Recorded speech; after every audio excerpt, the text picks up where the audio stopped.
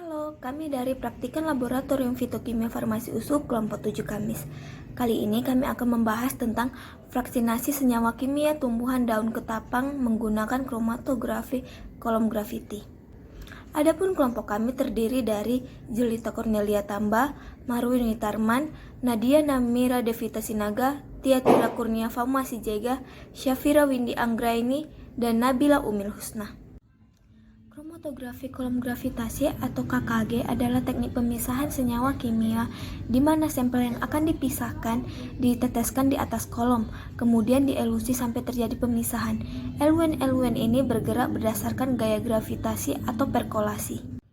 Prinsip kerja kromatografi kolom gravitasi atau KKG ini sama saja dengan prinsip kerja kromatografi kolom lainnya, yaitu didasarkan pada absorpsi komponen-komponen senyawa dengan afinitas yang berbeda terhadap permukaan fase diam, di mana sampel yang memiliki afinitas lebih besar akan secara selektif tertahan, sedangkan sampel yang memiliki afinitas lebih kecil akan bergerak mengikuti aliran si pelarut.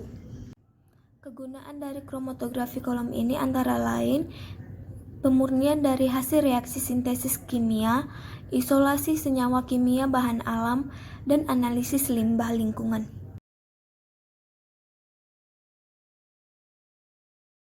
Pada praktikum kromatografi cair vakum, digunakan sampel yaitu ketumbar bagian volume. Taksonomi dari ketumbar atau Coriandri sativum adalah Kingdom Plantae, Subkingdom Tracheobintha, divisi Spermatophyta, subdivisi Angiospermae, kelas Dicotyledon, subkelas Rhosidae, ordo Apiles, famili Apiaceae, genus Coriandri, spesies Coriandri sativum.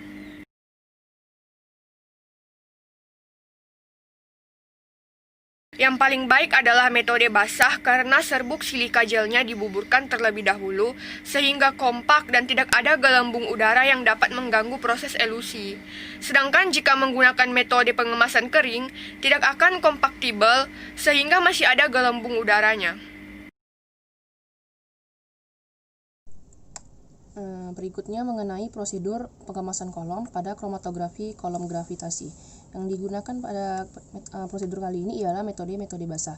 Jadi yang pertama, kapasnya kita rendam dulu dengan pelarut N-heksan dan etil asetat dengan perbandingan 7:3 sampai bebas dari gelembung udara.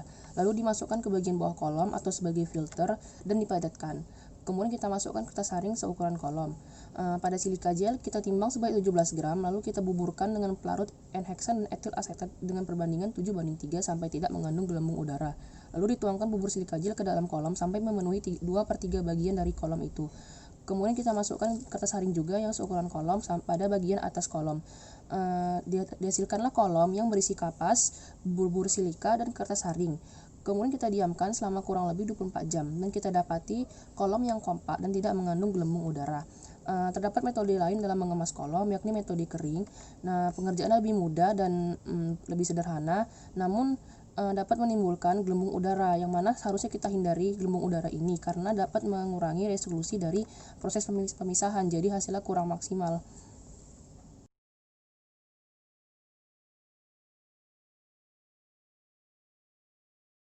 Selanjutnya, saya akan menjelaskan prosedur pengelusian dan KLT.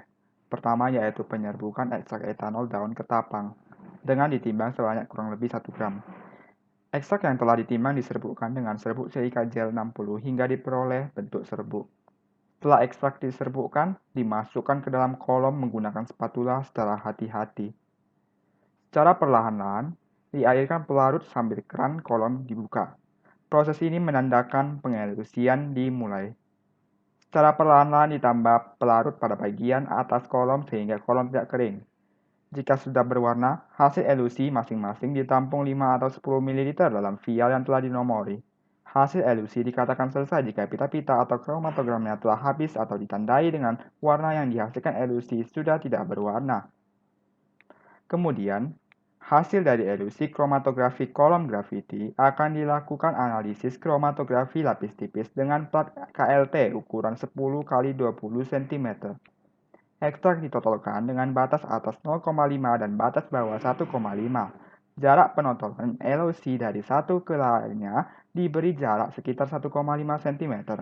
Setelah hasil elusi ditotalkan semua, dimasukkan ke dalam chamber yang telah dijenuhkan fase gerak. Fase gerak yang digunakan yaitu N-heksan banding etil asetat dengan perbandingan 7:3 dalam 40 ml.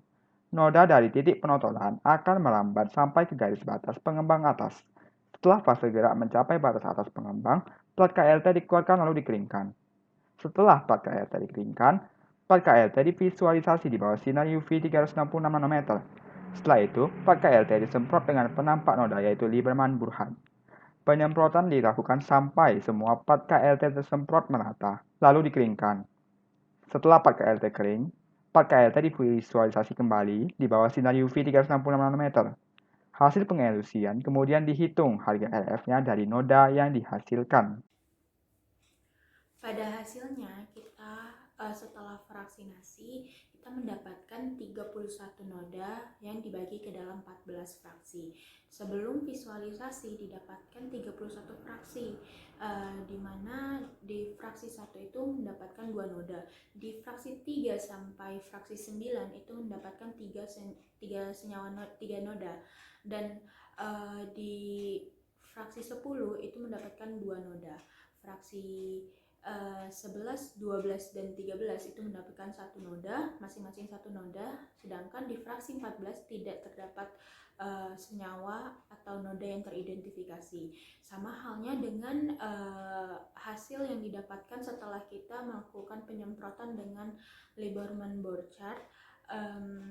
Noda-noda yang dihasilkan sebelum visualisasi dan setelah visualisasi dengan penampak nodanya itu hasilnya sama, tetap 14 fraksi dan 31 noda, di mana 2 noda terdapat di fraksi 1, masing-masing 3 noda terdapat pada fraksi 3 sampai fraksi 9, di 2 noda fraksi 10, fraksi 11, 12, dan 13 1 noda masing-masing fraksinya, dan di fraksi 14 tidak terdapat noda yang diidentifikasi atau teridentifikasi. Dan warna-warnanya ada 3 warna yang teridentifikasi. Yang pertama ada warna merah, itu terdapat di fraksi 1 di RF1 dan RF2, fraksi 2 di RF2 dan RF3, dan fraksi 3 di RF3. Di RF2. Selanjutnya ada warna merah muda. Warna merah muda ini terdapat di fraksi 3 di RF3, fraksi 4 di RF2 dan RF3. Sementara yang lainnya, fraksi lainnya itu didapatkan warna yaitu warna biru. Mungkin itu saja hasil yang bisa saya paparkan. Semuanya tidak ada perubahan baik antara sebelum visualisasi dan setelah visualisasi. Baiklah, kita masuk ke kesimpulan dari video ini.